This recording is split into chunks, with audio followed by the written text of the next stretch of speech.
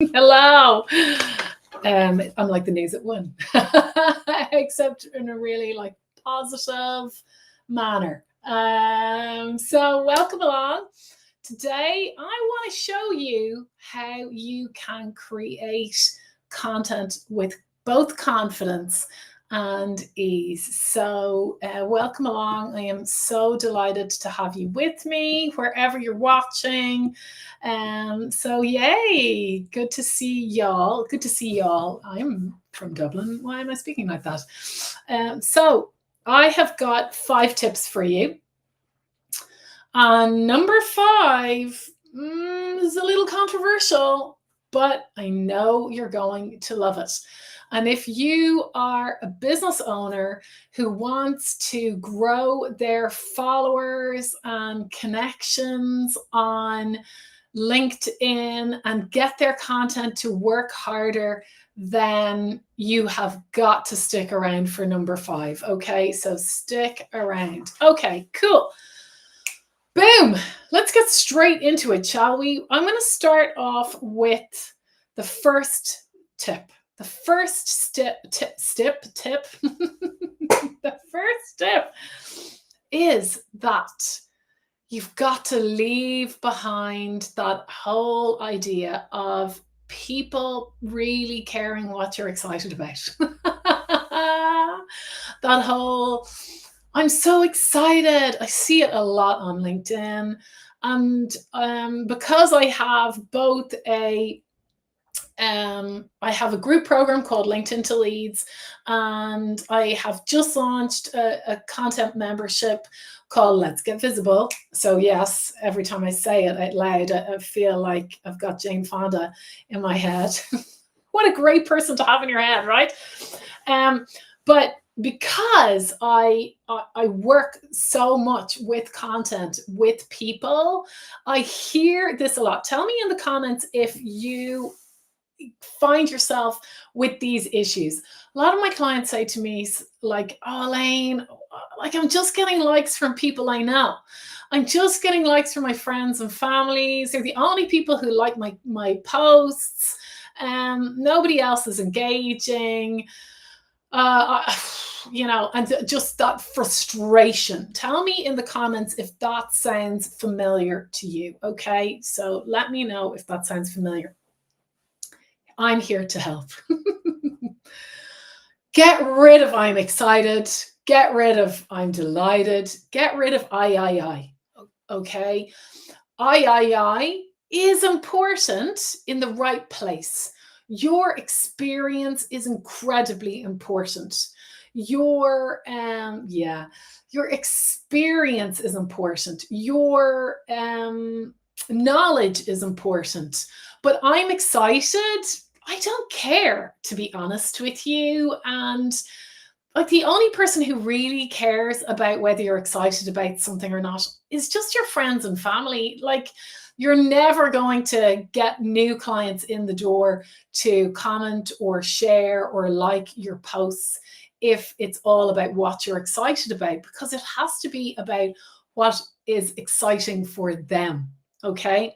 So tip number 1, create scroll stopping headlines. Okay, so I've got some notes. I'm going to look down a little bit because I'm going to give you some actual examples. Okay, so here's an example. You could say things like, remember when, and just tap into something that would have been relevant for them, or maybe it's a shared memory, depending on what you do.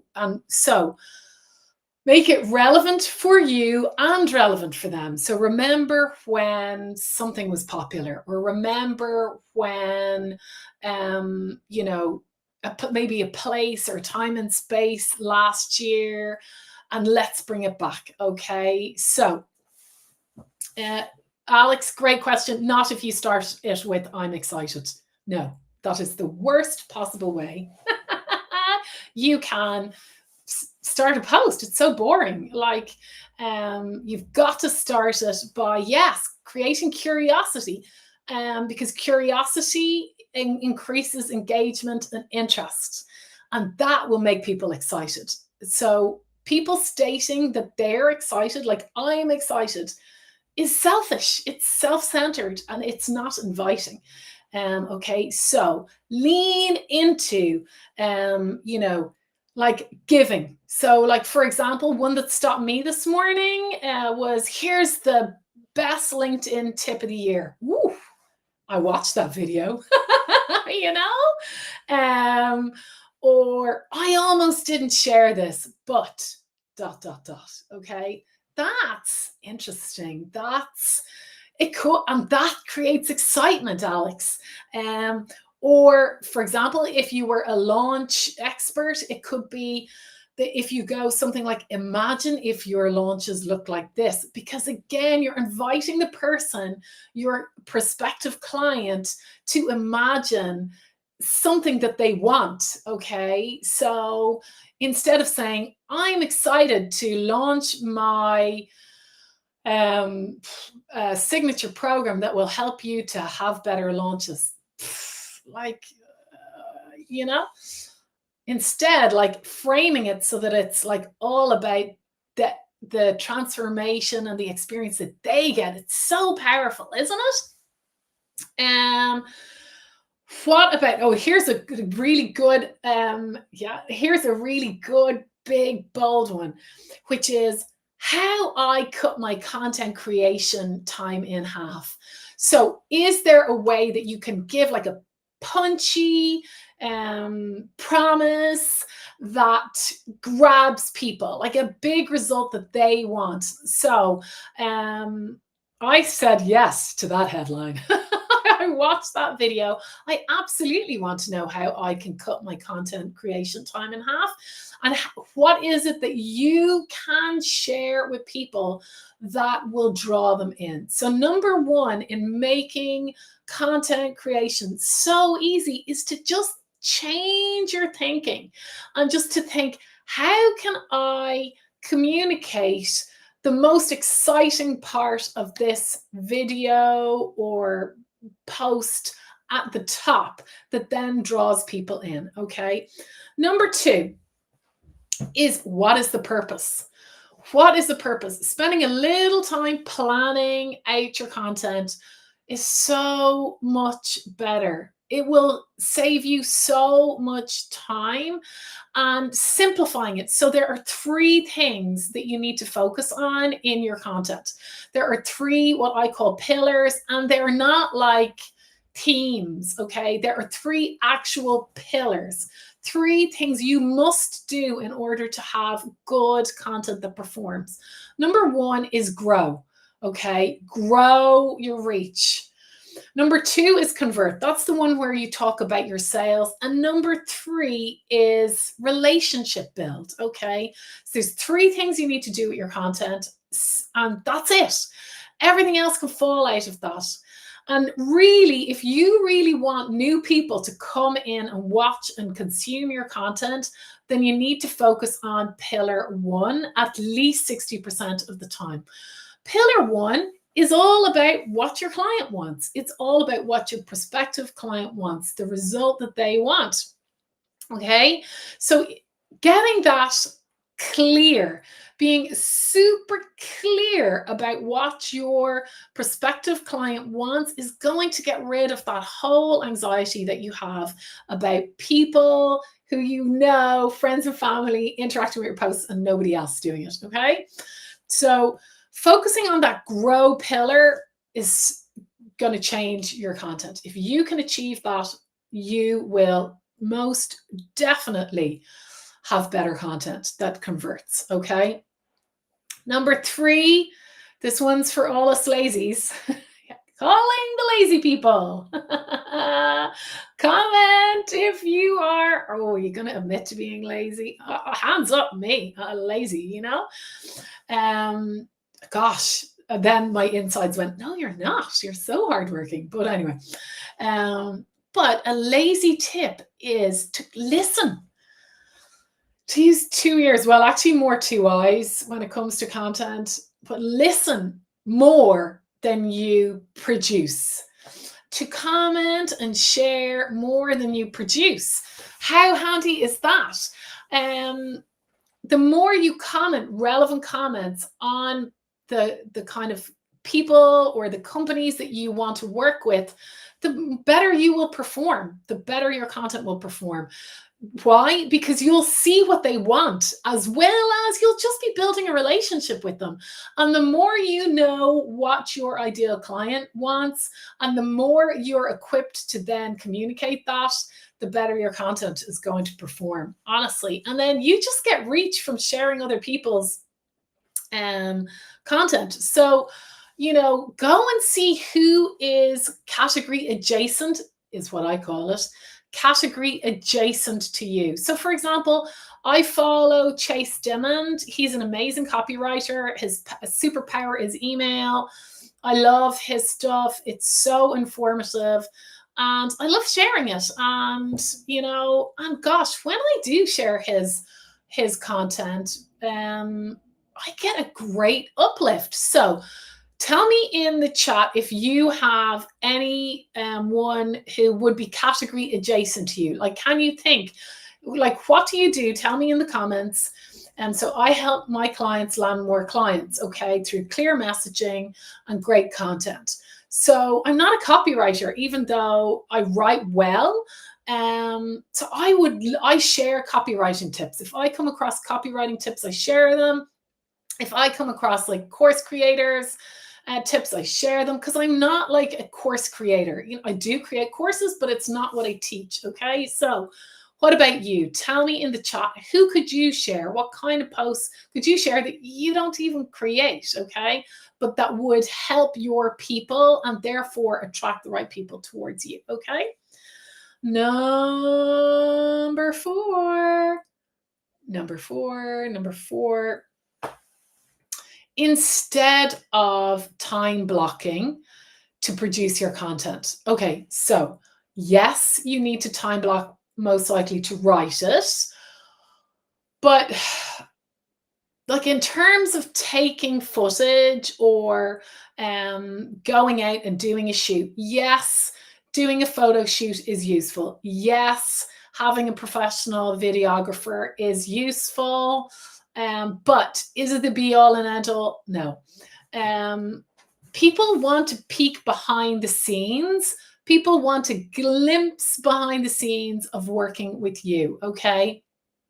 One of the easiest ways that you can show people behind the scenes of working with you is just to take photos or video when you are living your life. So for example, I got this super duper easy to use camera stand, cheap and cheerful, maybe 20 odd euro.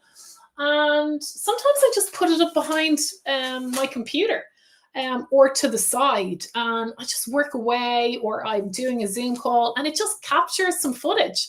And it just captures my natural reactions to things, and that's what people want to see, because they want to see what you're actually like when they work with you.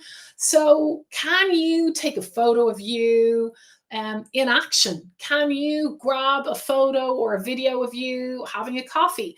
Can you, like, the next time you're going somewhere, just bring your camera along, just bring your phone along, just bring one of those stands along? Or as Alban McGuinness, who has taken virtual photos for me, would say, sometimes you just need some sellotape and a can of beans, or a can of something to just prop your phone up. So you don't need to have like a phone stand. Like, you could just be in a cafe and prop your phone up at the next table against something solid, but just work it into your existing day. It doesn't have to be a big production, okay? And the more you can create moments like that during your week or every couple of weeks, just the easier it will be, okay? Rather than going, I've got to put time aside in my schedule for my content. Sometimes that will just never happen, okay? So flip it and instead grab little micro moments. okay, and grab your content like that, and it'll just make your life so much easier. And yes, in addition, when you can, invest in good photography, and use it. But in the interim, go take photos as you go, take videos as you go. Okay, save the best for last. Here is number 5, and it's a controversial one. So here is tip number 5. Schedule your posts. Pick a scheduler. If you're only in one space, such as LinkedIn, then fine, schedule your posts on LinkedIn. Okay. If you are in different spaces, then pick a scheduler. Pick one that you can afford, that has, well, certainly I will always select, if I'm going to select a scheduler, I will only ever select one that has LinkedIn, because it's just a waste of time for me otherwise. This is where I play most, but schedule, why shouldn't your content that you're already producing get extra reach? Some people will say to me, quite often my clients will ask the following question. Quite often my clients will say, oh, Elaine, what time should I post? Oh, Elaine, how often should I post? Oh, Elaine, what days should I post? That is largely irrelevant. Honestly, it's like the question about, should I use PayPal or should I use Stripe? And I always say, what is 0 times 0? It's 0. So what's 3 times a grand, or 3% of a grand? If 0 is the alternative, then go with paying. So if not showing up is the alternative, then schedule, okay? Because consistency, being out there with a message and then trying to improve on it, is preferable. I would recommend that you pick a scheduler that works for you, that you schedule a good 60% of your posts, and then sure, show up spontaneously, like I am right now, when you can, and go at it that way. Do you see what I mean? So that's why that's why I teach how to create content with confidence and ease. Because if you time block, but then something comes in, like a client goes, oh, I want that time, or a great networking opportunity comes up, or then what do you do? Or if do you go, oh, well, I'm not going to produce my content then? Whereas if you are producing the content anyway, because you're going to go, okay, well, I'll do that client call, I might just film the beginning of it, obviously either letting your client know or not filming the actual sound. Okay. Scheduling is so important.